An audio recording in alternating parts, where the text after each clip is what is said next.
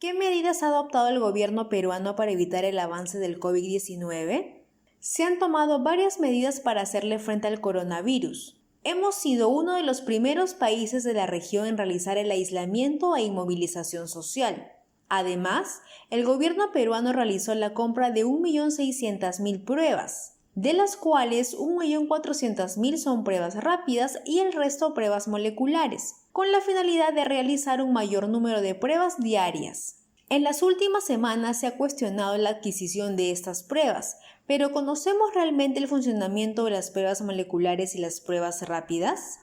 Las pruebas moleculares son una prueba de laboratorio que determina si hay cambios en los genes o cromosomas por causa de una enfermedad específica. En este caso sería del COVID-19. Es decir, las pruebas moleculares detectan con exactitud si el virus COVID-19 está presente en nuestro organismo. Sin embargo, los resultados de esta prueba se obtienen en un promedio de 6 a 8 horas y además la alta demanda de radioactivos en esta coyuntura retrasa este proceso. Por otro lado, las pruebas rápidas detectan los anticuerpos que nuestro organismo produce para luchar contra una enfermedad. Nuestro organismo produce dos tipos de anticuerpos. Los anticuerpos M, que indican que una infección es reciente como por ejemplo una simple gripe, y los anticuerpos G, que indican que una infección lleva en nuestro cuerpo entre 5 y 7 días, por lo que podría tratarse de una enfermedad más grave, como por ejemplo el COVID-19. Los resultados de estas pruebas tardan en promedio de 15 a 20 minutos. Cabe precisar que esta prueba no detecta ningún tipo de virus. Lo que hace es detectar si tu organismo está produciendo anticuerpos. Además, si te toman esta prueba antes que tu organismo desarrolle los anticuerpos G, que tarda en promedio de 5 a 7 días, podría arrojar falsos negativos. Por eso, es muy importante complementar ambos tipos de pruebas para un mejor diagnóstico y de esta manera mapear y monitorear a las personas contagiadas. ¿Cómo se desarrolla el COVID-19 dentro de nuestro organismo? En una primera etapa, el virus ingresa a nuestro cuerpo y se sujeta a las células de la mucosa de la nariz y de la garganta. La forma de púas que presenta su superficie penetra las células sanas y las contamina. Un solo virus puede replicarse por 100.000 en un solo día. Cuando inicia el proceso de contaminación, nuestro organismo reacciona y lucha contra el virus, lo que origina una respuesta inflamatoria. Se presentan los primeros síntomas, tales como dolor de garganta y congestión nasal. El virus avanza a través de los conductos bronquiales produciendo inflamación, tos y fiebre. La mayoría de las personas solo presentan estos síntomas y su organismo es capaz de vencer al virus. No obstante, hay otro grupo de personas que no superan la enfermedad y presentan complicaciones. En una segunda etapa, el virus viaja a los conductos pulmonares y produce su inflamación, lo que se conoce como neumonía, reduciendo su capacidad pulmonar. En esta etapa, la mayoría de los casos necesita un respirador para ayudarse. Nuestro organismo también reacciona de una manera muy violenta, emitiendo sustancias químicas nocivas para el cuerpo, como mecanismo de defensa contra el virus. Muchas células pulmonares mueren por estas sustancias. Esto lleva a que el paciente tenga complicaciones muy graves a la hora de respirar e incluso puede llevarlo a la muerte. Otra pregunta recurrente en estos últimos días es si las personas que logran vencer la enfermedad tienen secuelas. Hay alrededor de 100.000 personas que tuvieron serias complicaciones pero lograron vencer la enfermedad. Según estudios realizados por especialistas chinos, de las 100.000 personas, algunas presentaron secuelas tales como la reducción de su capacidad pulmonar en un 20 y 30%, agitación luego de caminar determinado tiempo. También se realizaron tomografías en donde se aprecian daños en los órganos, especialmente en los pulmones. Estos estudios todavía no son concluyentes debido a que la enfermedad lleva muy poco tiempo. Se necesita hacerle seguimiento y mayor estudio para determinar si esta reducción de la capacidad pulmonar es temporal o permanente. Las secuelas dependerán mucho de qué tan grave estuvo el paciente y de cómo reaccionó su organismo. Debido a las declaraciones del ministro de Salud, Víctor Zamora, en un medio de comunicación, surgió entre la población una gran interrogante. ¿Todos terminaremos en algún momento contagiados del COVID-19? En primer lugar, debemos tener claro que todas las medidas colectivas que están tomando los gobiernos a nivel mundial y en especial el gobierno peruano no es para eliminar definitivamente el COVID-19. La finalidad de estas medidas, algunas de ellas radicales, es evitar que se enfermen al mismo tiempo todas las personas, en especial las pertenecientes al grupo vulnerable, como adultos mayores, personas con sistema inmune débil, con hipertensión, personas con cáncer, entre otras, ya que si esto pasara, el sistema de salud peruano no lo soportaría y colapsaría.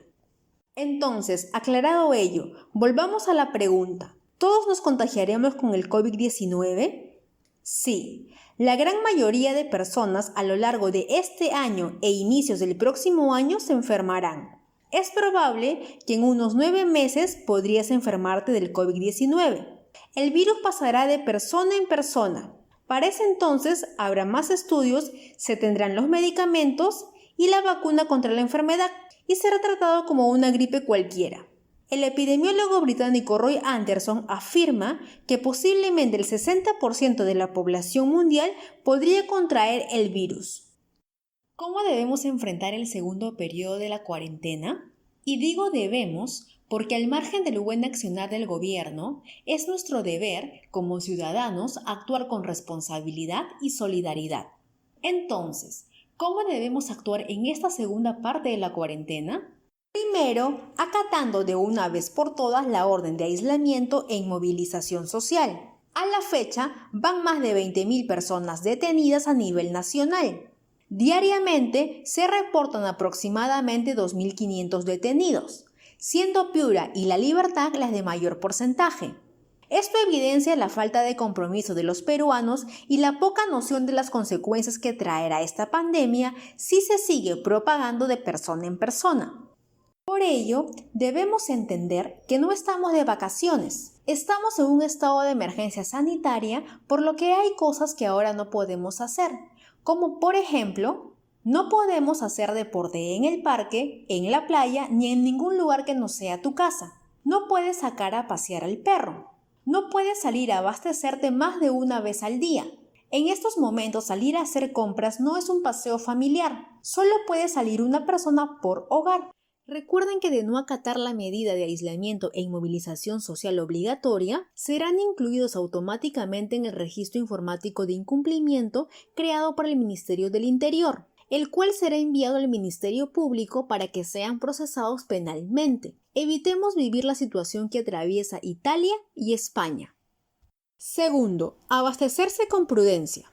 Compremos en las cantidades necesarias a fin de evitar el desabastecimiento de los productos de primera necesidad y de esta manera lograr que todas las personas puedan adquirir estos productos. Al comprar estos productos en grandes cantidades, lo único que se genera es elevar su demanda y por ende se eleva su precio. Seamos solidarios y pensemos en las personas de bajos recursos económicos que sufren ante la escasez y el alza de precios. Tercero, evitar generar pánico. Es importante que busquemos información en fuentes o páginas oficiales. De esta manera estaremos correctamente informados, evitaremos cuadros de estrés y sobre todo compartiremos con nuestros familiares información real. Así será más llevadera esta segunda etapa de cuarentena. Cuarto, cooperación y transparencia. En estos momentos es importante la ayuda de toda la población. Nosotros, los ciudadanos, cumpliendo firmemente el aislamiento social. Y los actores de esta pandemia, como el personal de salud, policías, periodistas, gremio empresarial, entre otros, trabajando en equipo en beneficio de toda la nación y no de intereses personales. Las autoridades también juegan un rol muy importante, por lo que deben actuar con honestidad y transparencia a favor de la población más vulnerable económicamente. La ayuda que está brindando el gobierno debe llegar solo a las personas que realmente lo necesitan. Así que ya saben, acatemos el aislamiento social, compremos con prudencia, evitemos generar pánico y cooperemos con transparencia. Piensen en su familia, piensen en su país. Estas 2 semanas ponte la camiseta y seamos reconocidos no solo por ser la mejor hinchada del mundial, sino por ser el país que mejor enfrentó al COVID-19. Si te gustó el video, compártelo y nos ayudarás a llegar a más personas.